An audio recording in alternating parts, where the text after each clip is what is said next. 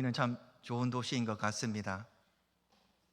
역동적이고 활동적이고 약간 무뚝뚝한 면도 있지만 매력적인 사람들이 사는 도시가 구미인 것 같습니다. 그런데 구미에 한 가지 아쉬운 점이 있습니다. 프로야구 팀이 없어요. 여기는 어느 팀을 응원하나요? 제가 생각하기에 야구는 롯데입니다.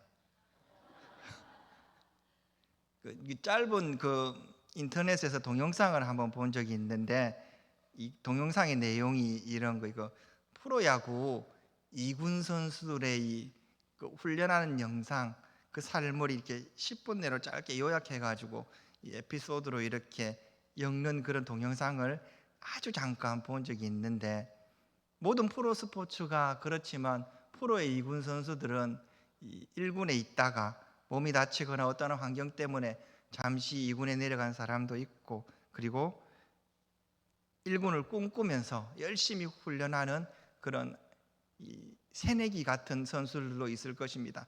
아주 경험이 많은 노련한 선수도 있고, 그리고 경험이 미천하지만 앞으로 있어질 꿈을 위해서 꿈꾸며 2군에서 훈련하는 사람들도 있을 거예요.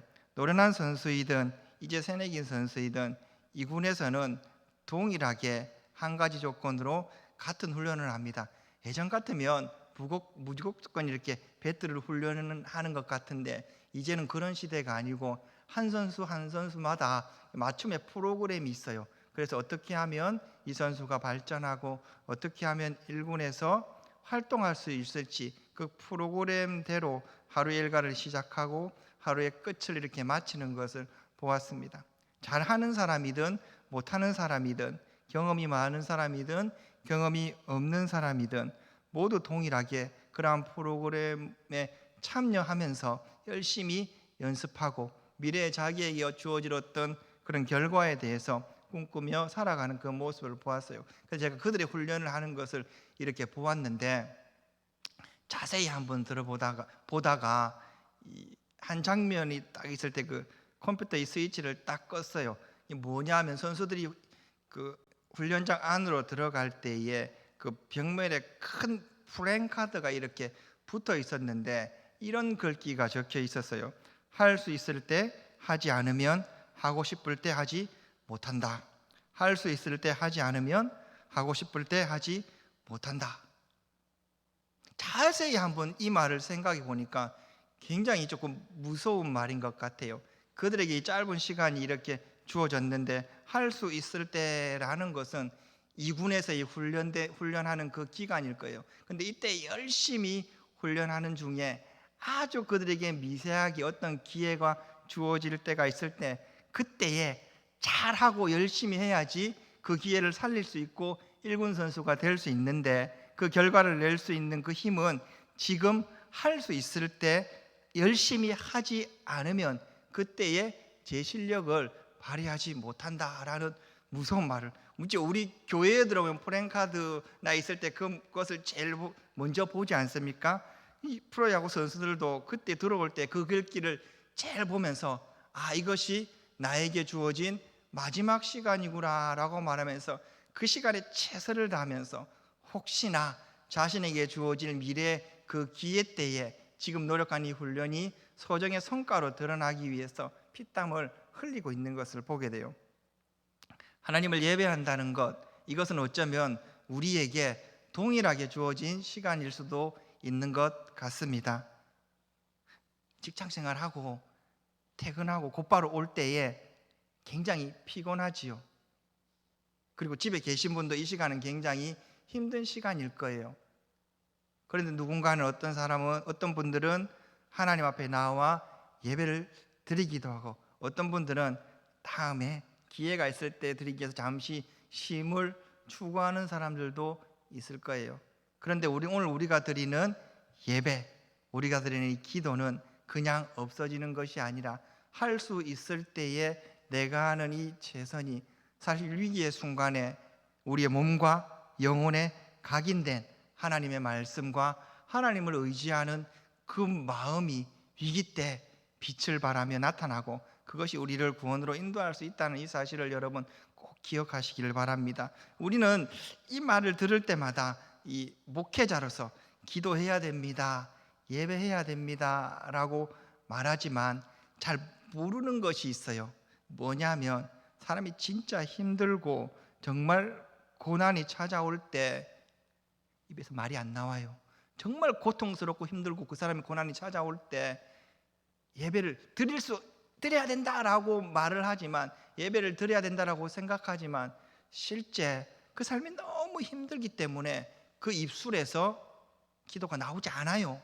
그 발걸음이 떨어지지 않아요. 그럼에도 불구하고 예배에 훈련된 자, 기도에 훈련된 자, 하나님을 의지하는 자는 이 자신의 의지와는 상관없이 그 영혼에 각인된 그 하나님의 말씀에 이끌려서 성전에 나와서 하나님을 예배드리고 그 예배가 우리를 살리는 놀라운 은혜와 기적으로 인도한다는 이 사실을 여러분 꼭 기억하는 가운데, 할 수 있을 때에 최선을 다해서 예배한다면, 할 수 있을 때 하나님을 예배한다면 그 예배가, 그 속에 선포되는 그 하나님의 말씀이 우리를 살리는 이 놀라운 은혜를 반드시 경험하게 될 줄로 믿습니다. 여러분, 오늘 본문의 말씀 6장 1절의 말씀은, 이 6장의 말씀은 이사야서의 이 소명장인데 6장 1절은 이렇게 시작돼요. 우시야 왕이 죽던 해에 내가 본즉 이라라고 말해요. 여러분, 이 우시야 왕은 이스라엘 역사 속에서도 이 손가락 안에 들 정도로 굉장히 뛰어난 왕이었습니다. 이 역대하 26장을 보시면 우시야 왕이 이 남북으로 갈라진 그 시대 속에서 이 남유다 왕으로 16살 때에 왕으로 등극하게 됩니다. 여러분, 16세 아이, 지금으로 말하면 중학교 2, 3학년 아이가 무엇을 할 수가 있겠습니까? 굉장히 걱정이 되고, 그 아버지가 갑작스러운 이 사망 때문에 걱정 가운데 왕위로 올라섰지만 그가 하나님을 의지함으로 말미암아 그 나라가 부강하게 되고, 그리고 많은 나라들부터 조공을 거두게 되고 외적으로 내적으로 정말 튼튼한 나라로 서게 되었고, 그것의 주인공이 우시야 왕이었습니다. 성경에서는 이 역대하의 기록의 말씀을 하나님의 이 기이한 도우심이 있었기 때문에 그가 큰 복을 받아서 그도 복을 받고 그의 나라도 복을 받았음을 이야기해 주고 있어요. 그가 뛰어나고 그가 어떤 능력이 있어서가 아니라 아무것도 모르는 어린아이일 때 철저하게 하나님을 의지하며 자신을 낮추며 하나님께 도움을 구할 때에 하나님의 놀라운 기이하심이 그의 삶 속에 역사했음을 이야기해 주고 있는 것입니다. 우리가 하나님 앞에 나올 때 늘 그런 마음을 가지고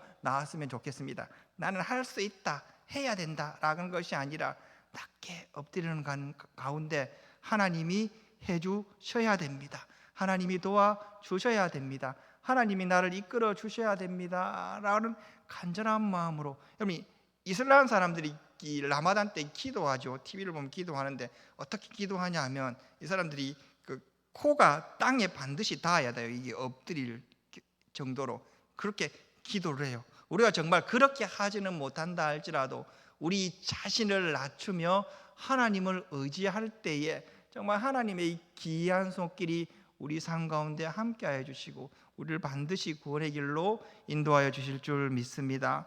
여러분, 이 우시야 왕이 하나님을 의지할 때는 하나님께서 그를 크게 하시고 그 나라를 부강하게 하였지만, 그가 인생의 후반부에는 그가 교만해져서 이 제사장만이 들을 수 있는 성전 안에서의 분향을 그가 행하려고 하다가 이 나병에, 이 문둥병에 걸려서 그리고 왕위에서 쫓겨나게 되고, 그리고 그가 더 이상 왕의 역할을 감당하지 못하게 돼요.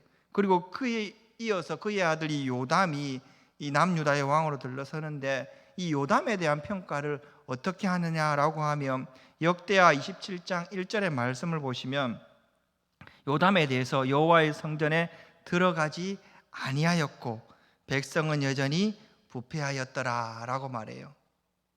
나라가 잘되고 부강했어요. 많은 여러 나라들이 조공을 바쳤어요. 외적으로도 안정했고 국민들도 건강하고 그리고 삶을 누리는 그런 축복된 나라로 바뀌었어요. 그런데 정작 하나님을 의지해야 될 그런 왕과 백성들은 하나님을 의지하지 아니하고 오히려 잘된 것, 안전한 것, 하나님의 그 축복이 오히려 그들은 독이 되어서 하나님을 멀리하였고, 그것이 그들의 이 징계와 그리고 하나님의 이 심판의 중요한 요인이 되었음을 이야기해 주고 있습니다. 여러분, 이 이사야서 이 6장은 이사야의 소명장이에요. 보통 이 선지자의 소명장, 일꾼의 소명장은 그 성경의 가장 첫머리에 대부분 기록되어 있죠. 1장에 기록되어 있는데, 오늘 이사야의 소명장은 1장이 아니라 6장에 기록되어 있는 것을 보게 돼요. 이것은 굉장히 의도적인데 이런 거예요, 여러분. 이 1장에서 5장까지의 내용을 보시면 이스라엘이 번성하고 잘 되는 가운데서 하나님께서 그들에게 하나님께서 돌아오라고 반복적으로 이야기해 주고 있어요. 선지자를 보내서 너희들의 삶이 잘못되었다, 하나님을 믿고 주께로 돌아오라라고 말하고, 하나님께서 징계가 있을 것이다 라고 말하고, 후에는 이것이 좀 더 확장되어서 하나님께서 심판을 명령하시는 그런 상황 가운데서 이 남유다, 이 이스라엘은 요지부동이었어요. 전혀 흔들리지 않고 여전히 하나님을 찾지도 않고 하나님을 의지하지 않는 가운데, 여러분, 한 나라의 부흥을 이끌고 중흥기를 이끌었던 왕이 죽었어요. 그리고 그렇다면 그 나라 백성들은 어떤 행위를 할까요? 위기감이 찾아와야 되지요. 아, 큰일 났구나, 우리나라의 위대한 리더가 죽었구나, 아, 하나님 앞에 나와 엎드려야지, 하나님 살려주십시오라고 기도해야지 라는 이런 마음을 가진 것이 아니라, 그들의 마음은 여전히 강팍했고 그의 아들 요담이 다스리면 되지라는 이런 마음이었어요. 이런 가운데 하나님께서는 그들에게 심판을 명하세요. 이 모든 사람들이 자신의 삶을 추구하고 기쁨을 추구하고 안정과 번성을 추구할 때에 이 하나님의 말씀을 붙잡고 한 선지자가 하나님 앞에 나와 무릎 꿇으며 하나님 앞에 도움을 구하는 장면이 이 이사야서의 6장의 이사야의 소명장입니다. 자신들의 연약함을 알고 하나님 앞에 도움을 구하며 기도할 때 하나님께서는 선지자에게 이 하늘의 문을 열어주시고, 그리고 하늘의 예배의 장면을 보여주심으로 말미암아 이스라엘을 다스리는 왕, 진짜 왕이 누구냐라고 묻고 있는 거예요. 우시아냐? 요담이냐? 아니라는 거예요. 이스라엘 남유다를 다스리는 왕은 하나님 한 분이시고, 그 하나님이 예배를 받으시기에 합당한 분이시고, 그 하나님이 교회를 뿐만 아니라 온 세상의 통치자이심을 하늘의 예배를 통해서 이사야에게 보여주고 있는 것입니다. 그래서 이 이사야가 이 소명을 받으면서 반드시 잊지 말고 기억하고, 그리고 그가 선포해야 될 것은 하늘의 예배를 보여줌으로 말미암아 이스라엘 백성들이 예배가 회복되는 것을 선포하기를 원했던 거예요. 그들이 살아갈 길은 나라의 부강함, 번성함, 잘됨, 어떤 많은 것을 벗고 많은 것을 누리는 그것이 아니라 하나님 앞에 나와 예배 드리는 것, 그 예배가 회복될 때에 진정한 평화와 하나님의 다스림이 있다는 것, 이것을 이사야에게 하나님께서는 말씀해 주고 있습니다. 사랑하는 성도 여러분, 우리가 잊지 말아야 될 것이 있습니다. 예배만이 우리의 유일한 살 길이라는 이 사실입니다. 우리가 상한 마음 가운데, 연약한 가운데, 어떠한 환경 가운데서 그것을 모두 뿌리치고 하나님 앞에 나와 예배할 때에 하나님께서는 하늘의 문을 열어주시고 우리에게 살 길을 보여주실 뿐만 아니라 하나님의 왕되심, 하나님의 다스리심을 우리가 잊지 않도록 우리 모두에게 깨닫는 마음을 더하여 주실 것입니다. 우리 인생 가운데 예배가 회복되었으면 좋겠습니다. 우리의 모든 인생 삶의 그 첫 번째 우선순위가 하나님 앞에 예배 드리는 것으로 바뀌어졌으면 좋겠습니다. 예배 드리는 자 반드시 하나님께서 그 인생 가운데 함께하여 주시고 그 인생자임을 우리 인생 가운데 반드시 드러내어 주실 것입니다. 예배의 성공자가 되시기를 간절히 바랍니다. 여러분, 우리가 하나님을 예배한다, 예배 드린다라고 할 때 그것은 본다는 것만을 의미하는 것은 아닐 거예요. 예배를 드린다, 예배를 본다라는 그런 의미는 그 예배를 경험한다는 것을 이야기해 주는 것일 것입니다. 저는 말씀을 전하고 여러분들은 듣고 있지만 말씀을 전하는 자나 말씀을 듣는 자나 모두 실제 임재하여 보좌에 임재하셔 우리 예배를 받으시는 하나님이시는 그 은혜를 함께 누리며 경험하는 것이 이 예배라는 것을 여러분 꼭 기억하시기를 바랍니다. 학생들이 우리가 잘 아는 시대와는 다르게 다른 트렌드로 예배를 드려요. 마치 있죠. 지금 우리가 동영상을 보거나 실제 청소년 집회를 가거나 아니면 이 청년들만 전문적으로 하는 그런 교회를 가보면 우리가 드리는 예배하고는 큰 차이가 있어요. 마치 축제를 드리듯이 춤을 추고 그리고 우리가 생각하기 그냥 즐기는 것처럼 보이고 알지 못하는 그런 말을 하면서 예배를 드리는데 우리는 잘 모르는데 그들은 그 가운데서 하나님을 경험하는 거예요. 하나님의 예배에 참여하고 예배를 경험하고 그 임재를 경험하는 그 행위를 하고 있는 것이죠. 제가 학부 때에 이 신학대학교는 늘 해야 되는 일 중에 하나가 학기마다 매일매일 예배에 참석해야 되고 그 예배가 이 필수 과목이에요. 그래서 그 예배 일정 한두 번 정도 빠지면 그걸 패스하지 못하고 나중에 누적되면 졸업하지 못해요. 그 가운데 이제 제가 좀 이렇게 수강 신청을 하고 이렇게 머리를 써서 조금 편하게 예배를 한다는 것이 우리나라 학생들 예배만 드리는 것이 아니라 이제 학교 안에 이제 외국인들도 있어서 그 외국인들 예배에 제가 참석했어요. 일단 저는 이제 학점을 따기 위한 그런 목적으로 그 예배에 참석했는데 큰 낭패를 봤어요. 뭐냐니까 우리나라 말은 단 한마디도 하지 않는 거예요. 물론 이제 부분적으로 알아듣긴 하는데 두 번째는 그 예배 중에 앉지를 않는 거예요. 계속 서 있어. 처음부터 끝까지 목사님 말씀을 선포할 때 끝까지 서 있는 거예요. 이것도 굉장히 힘들었는데 세 번째 힘든 것은 그들이 부르는 이 영어 이 찬양의 이 박자가 내가 알고 부르는 이 찬양이나 찬송가의 박자하고는 미묘한 엇박자가 있는 거예요. 어떻게 따라 부르는데 항상 내가 돌출되는 거예요. 어떻게 아는 단어가 나서 크게 한번 부르는데 이게 빗나가는 거예요. 놀라운 것은 그들이 그 예배를 너무 좋아하는 거예요. 그 예배를 너무 즐거워하는 거예요. 그 예배를 너무 기뻐하는 거예요. 아, 예배란 이런 것이다.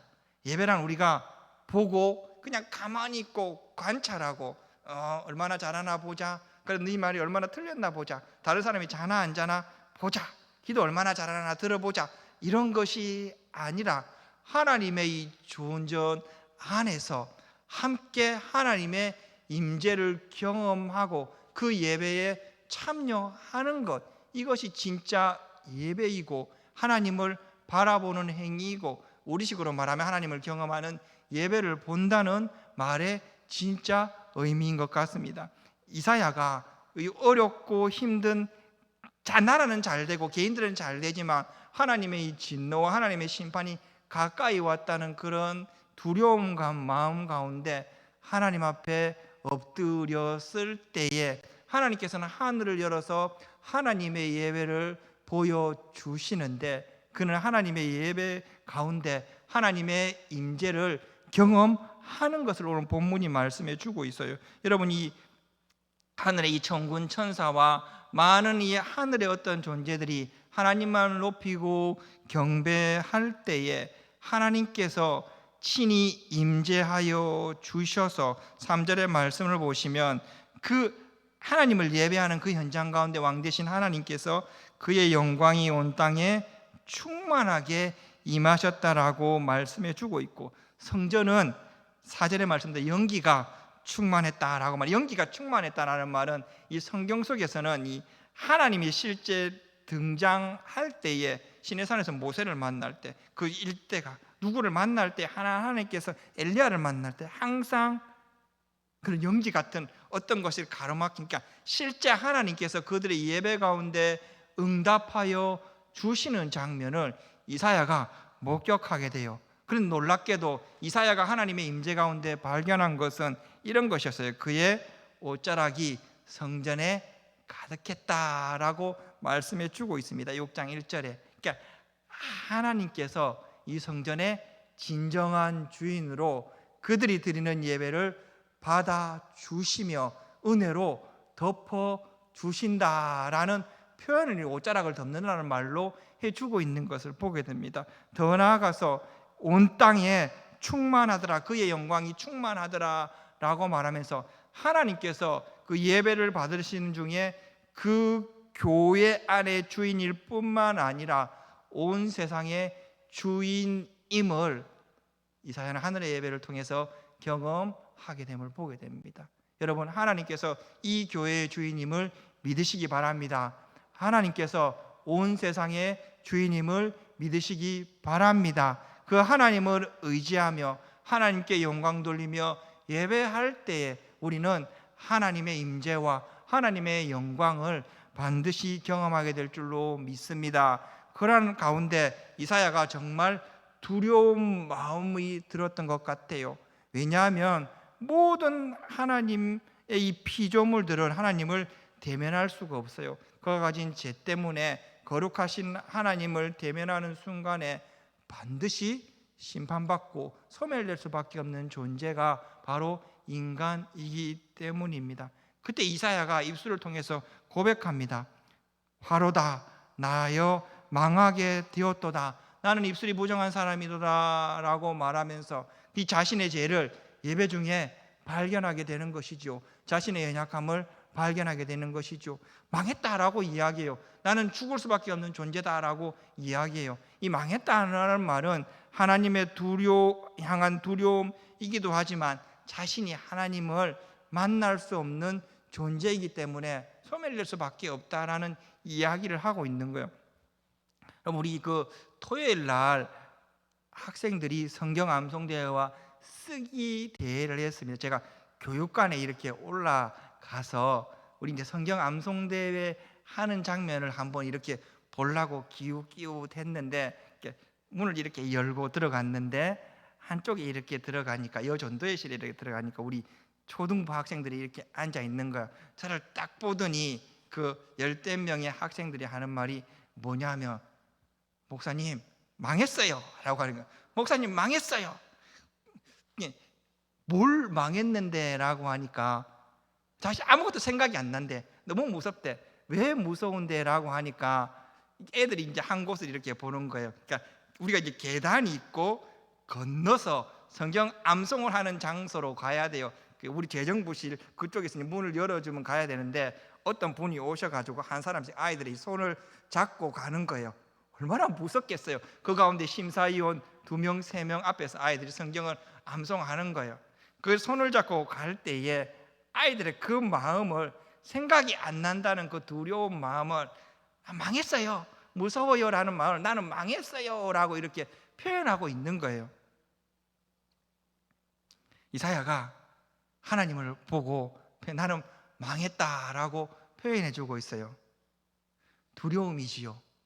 내가 하나님 앞에 어떤 것을 아무것도 할 수 없는 미약한 존재이고 심판받을 수밖에 없는 존재이기 때문에 그 앞에 설 수 없다라는 그런 두려운 마음에 나는 망했어요, 나는 죽을 것 같아요 라고 그렇게 고백할 때에 제단 숯불을 들어 한 천사가 이사야의 입술을 대는 것을 보게 됩니다. 이 숯불을 댄다는 말은 제물을 태우고 남은 그 분향하고 남은 그 숯, 하나님 앞에 흠향하는 제물의 잔재를 이야기해 주는 것이죠. 그러니까 하나님 앞에 예배드리는 것, 제사 드리는 그 행위를 통해서 일시적인 죄가 사함받았으니 너는 죽지 않을 것이다 라고 말해주고 있는 것입니다. 뭘 얘기하냐면, 우리가 이제 이스라엘 백성들이 하나님 앞에 제사를 드릴 때에는 먼저 번제를 드리지요. 그래서 자신의 죄를 하나님 앞에 고백하기 위해서 동물을 죽이고 그 피를 뿌리고 그 제물을 태우고 그 향을 하나님께서 받아주심으로 말미암아 그의 죄가 사하여지는 것입니다. 지금 이 숯불을 입술에 대었다는 것은 이 이사야의 죄가 일시적으로 사함받았다라는 것을 말씀해 주고 있는 것입니다. 예배를 통해서 하나님을 대면하고 은혜를 받고 그 예배에 참여할 때에 하나님께서는 먼저 우리의 그의 연약함을 발견하게 하여 주시고 그의 죄를 용서하여 주심을 이야기해 주고 있는 것입니다. 그런데 하나님 앞에 예배한다는 것, 이스라엘 백성들이 식으로 생각한다면 하나님 앞에 이 제사를 드린다는 것, 숯불을 그 입술에 대고 그 제물을 태운다는 것이 제사만을 이야기해 주고 있는 것은 아니에요. 번제도 있지만 육과에 관한 화목제도 있고 서원제도 있습니다. 여러 가지 제사가 있어서 그 하나님 앞에 나아갈 때, 제물을 태울 때 하나님께서는 그 사람의 죄를 용서하여 줄 뿐만 아니라 그 인생 가운데 함께하여 주셔서 그가 기도하는 것, 하나님 앞에 예배 서원하는 이 모든 것 또한 다 들어주신다는 것을 이야기해 주고 있는 것입니다. 즉 하나님을 예배한다는 것, 그 예배에 참여하고 은혜를 경험한다는 것은 죄 용서함을 받을 뿐만 아니라 그 인생 가운데 하나님의 회복하심을 경험하게 하신다는 말씀을 하고 있는 것이고 이사야에게 그 말씀을 해주고 있는 것입니다. 하늘의 예배 가운데 그 예배에 참여했을 때 그동안에 그들이 악함, 그들이 냉소적인 믿음, 하나님 앞에 지은 모든 죄, 하나님 앞에 신실하게 예배할 때에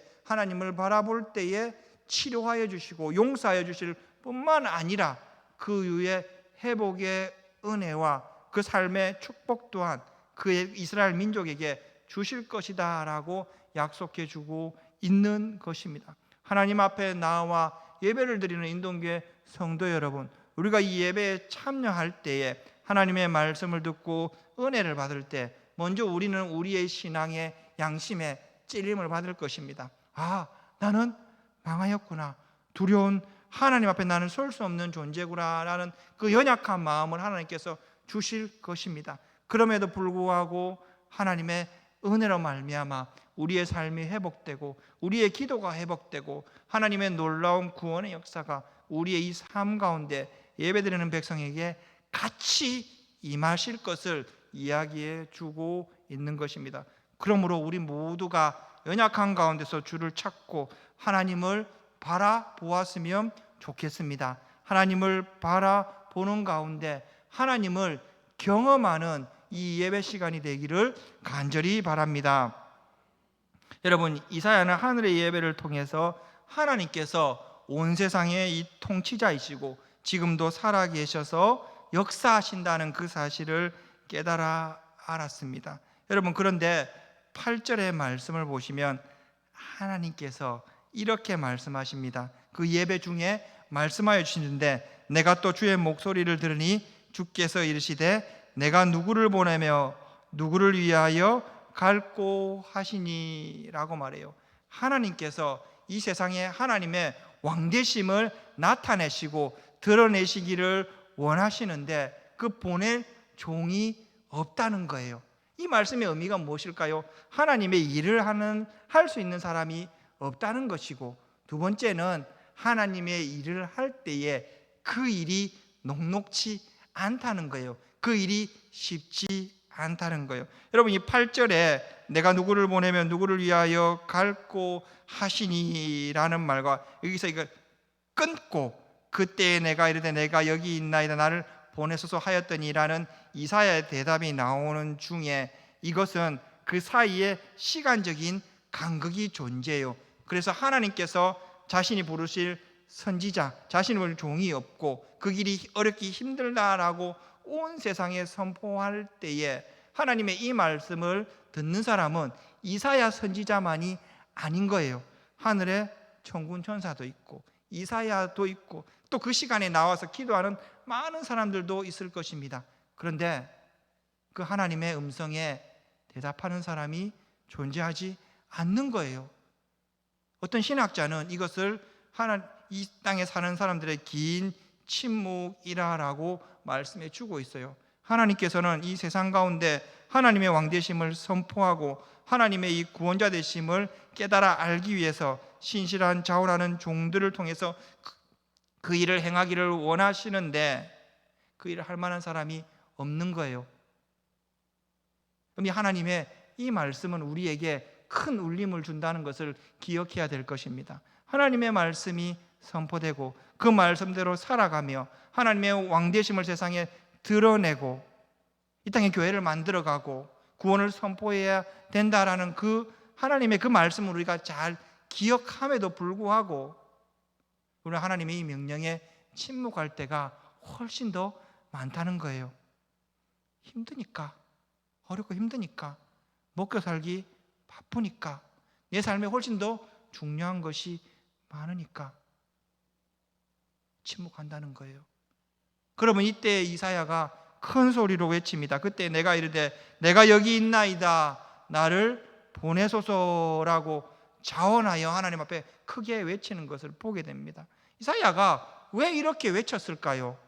힘들다는 것 알고 있고 자원하는 사람이 없다는 것도 알고 있음에도 불구하고 이사야가 이렇게 외칠 수밖에 없는 이유는 그가 하나님의 이 천상의 예배 가운데 하나님의 왕되심을 깨달아 알았고 하나님이 교회의 주인일 뿐만 아니라 온 세상의 통치자이시다라는 그 사실을 깨달아 아는 은혜를 경험했기 때문에 자원하여서 하나님 앞에 충성과 헌신을 맹세하며 그 일을 하겠다고 소명을 받는 이 모습을 보게 됩니다.